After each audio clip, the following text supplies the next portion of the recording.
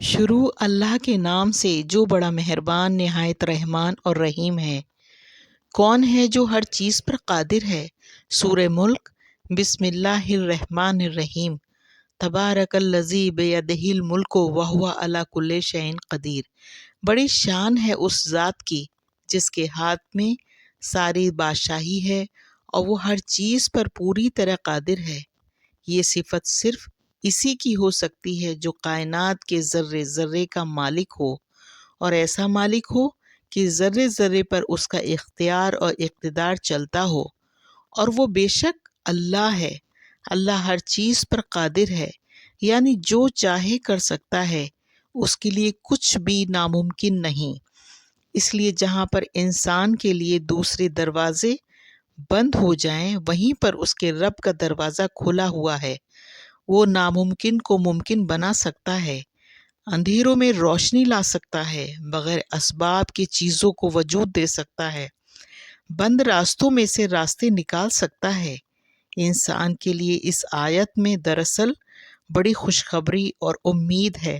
اب اسے چاہیے کہ اپنے رب سے مدد لینے کے لیے ان راستوں کو اختیار کرے جن کا حکم اللہ نے اسے دیا ہے۔ کسی بھی مشکل میں مسئلے کو حل کرنے کے لیے تدبیر بعد میں سوچو، سب سے پہلے اللہ کو یاد کرو۔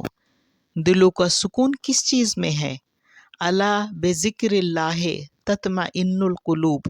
یاد رکھو اللہ کا ذکر ہی وہی چیز ہے جس سے دلوں کو سکون اطمینان نصیب ہوتا ہے۔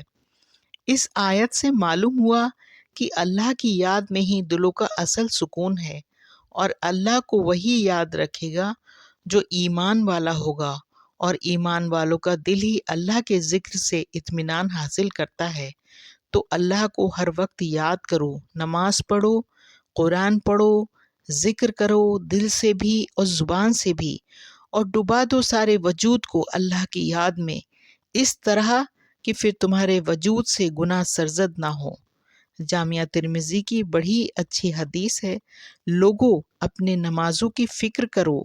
رسول اللہ صلی اللہ علیہ وآلہ وسلم نے فرمایا، قیامت کے دن سب سے پہلے بندے سے نماز کے بارے میں پوچھا جائے گا۔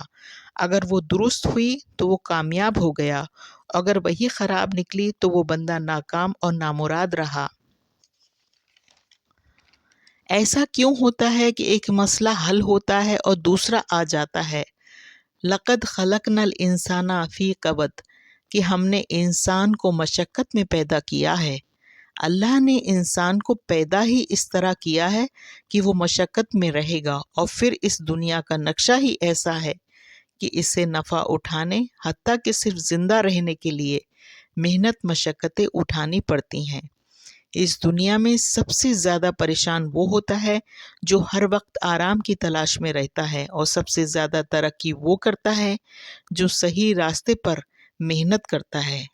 تو عقل مندی یہ ہے کہ راہ حق کی مشقتیں اٹھائی جائیں، کم از کم آخرت میں تو ہمیشہ کا آرام ملے گا، ورنہ دنیا میں چاہے تم ارب پتی بن جاؤ، خرب پتی بن جاؤ، بادشاہ بن جاؤ، پھر بھی وہی مشقتیں اٹھانی پڑیں گی، پھر وہی مسئلے رہیں گے۔ یہ زندگی ایک مسلسل جنگ ہے، آزمائش ہے۔ تو بہترین زندگی وہ ہے جو رب کو راضی کرنے میں گزرے۔ اس راہ کی مشقتیں بھی راحت بن جاتی ہیں۔ سبحان اللہ۔